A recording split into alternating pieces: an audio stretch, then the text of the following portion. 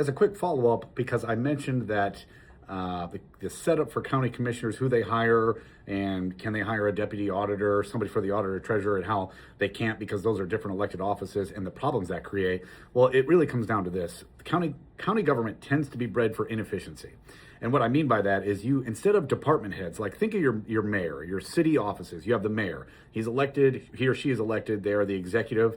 They hire the public works director, they hire the parks director, they hire, I mean, strictly speaking, everybody sort of reports via a structure to that head executive, who is the mayor.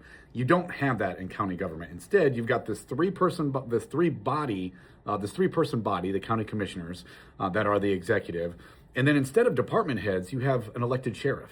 You don't have a police chief that is hired by the mayor, essentially. You have a sheriff who's elected by the voters.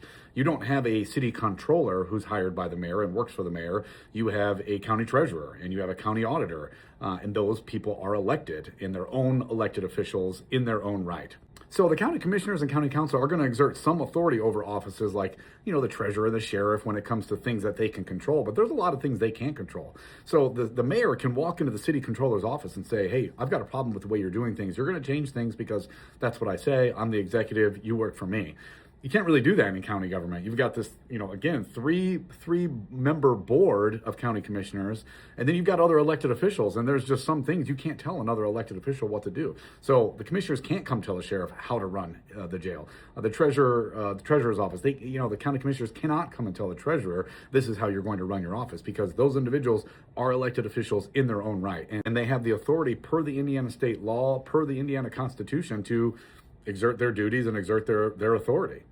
And why that's bred for inefficiency is, well, I mean, just think about it. You've got a bunch of department heads that don't really report to one person. They're just out doing whatever they feel like they need to do. So on the county level, I always joke that it's bred for inefficiency. You really have to have people that are really willing to work together. You need county council members and county commissioners that are collaborators and are able to bring people to the table. So if you have county commissioners, county council members that sort of act in bad faith, and if they're going to think they're going to walk into the treasurer's office and say, hey, look, you're going to start doing things this way because it's important for the county and because I say so, well, that county treasurer could tell them to go fly a kite. I'm not doing any of those things.